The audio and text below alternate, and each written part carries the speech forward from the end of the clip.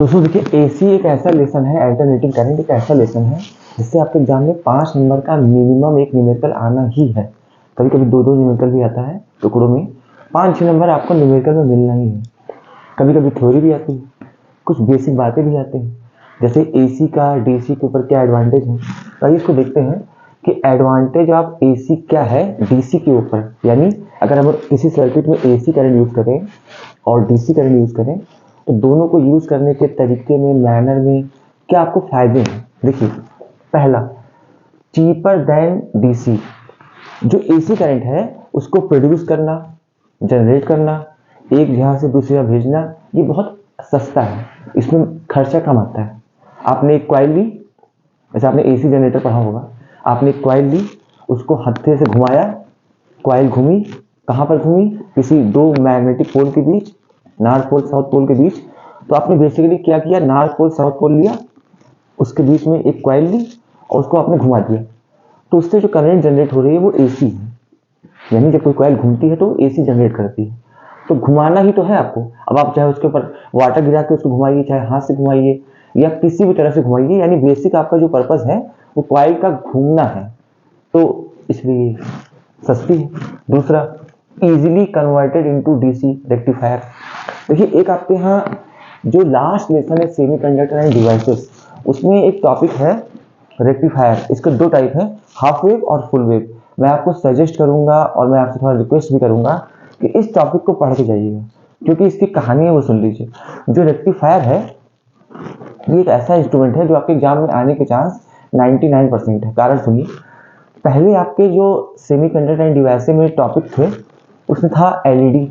तो एलईडी के 4 टाइप थे, जैसे मतलब डायोड के 4 टाइप थे। एक था एलईडी, एक था जीनल डायोड, एक था सोलर सेल, एक था फोटो डायोड। ये चारों हट गए हैं, ये आपके सिलेबस से हटा दिए गए हैं। उसके बाद एक आपका ट्रांजिस्टर था, उसमें भी पीएनपी था, एनपीएन था। उसमें भी एक टॉपिक था उसका यूज करके कि एम्पलीफायर बनाते थे हम लोग। एम्पलीफायर जैसे आप किसी माइक में बोले हेलो तो आवाज गूंजती है, तो वो जो एम्पलीफायर था वो भी आपके सिलेबस से हटा दिया गया है। तो अब गिना चुना क्या बचा, एक आपके पास बचा डायोड, जंक्शन, उसमें भी 2-3 चीज, potential barrier, depletion layer, forward biasing, reverse biasing का आईवी ग्राफ, उसके बाद पी टाइप, एन टाइप, और उसके बाद आपके पास उसका यूज बचा जो कि रेक्टिफायर है।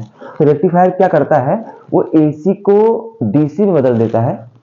एसी को अगर आपको डीसी बदलना हो तो आपको रेक्टिफायर की जरूरत पड़ेगी।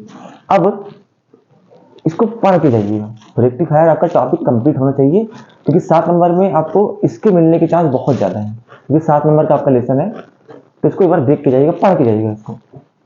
Controlled by choke coil. देखिए, आपने एक कॉइल ली, अब चोक कॉइल यहाँ पर कभी कभी थ्योरी में भी पूछता है आपसे कि what is a choke coil. तो चोक कॉइल आप क्या समझिए इसको, कि आपने एक वायर लिया और वायर को आपने कॉइल के फॉर्म में मोड़ दिया, और ये प्योर कॉइल है। प्योर कॉइल का मतलब है, प्योर कॉइल का मतलब है कि इसमें जो रेजिस्टेंस वाला पार्ट है वो क्या है, जीरो। इसका एक मात्र रेजिस्टेंस है जिसको बोलते हैं इंडक्टिव रिएक्टेंस एक्सेल। अभी मैं आपको इसको पढ़ाऊंगा एक्सेल। तो इसको जोड़ने से फायदा क्या है, ये भी रेजिस्टेंस है, आर होता तो वो भी रेजिस्टेंस था, आर इसमें जीरो होता है। तो if pure coil is known as choke coil. Pure coil का मतलब जिसका रेजिस्टिव, जो रेजिस्टेंस वाला पार्ट है वो जीरो हो। अब फायदा क्या है, इसकी वजह से जो पावर लॉस होता है सर्किट में, पावर लॉस का मतलब हीट लॉस।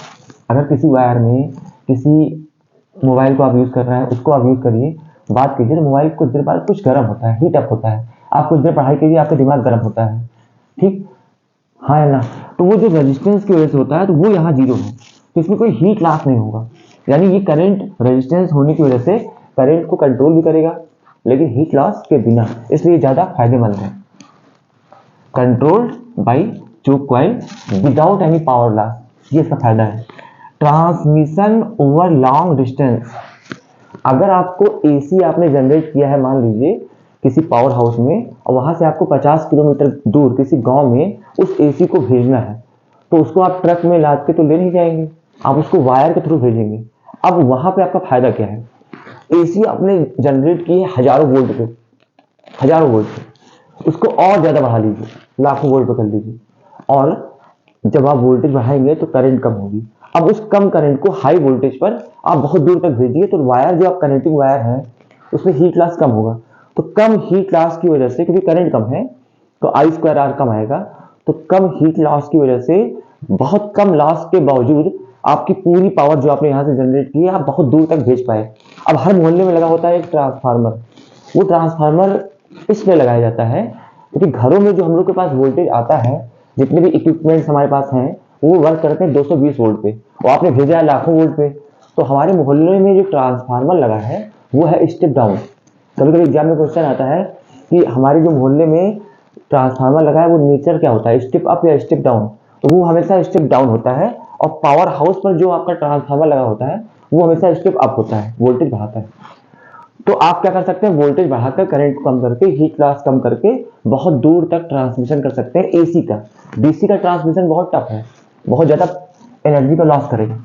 उसके बाद स्टेप अप, स्टेप अप मतलब अभी मैंने आपको बताया इसका वोल्टेज आप बढ़ा सकते हैं, स्टेप डाउन इसका वोल्टेज आप घटा सकते हैं और उसका नाम है ट्रांसफार्मर।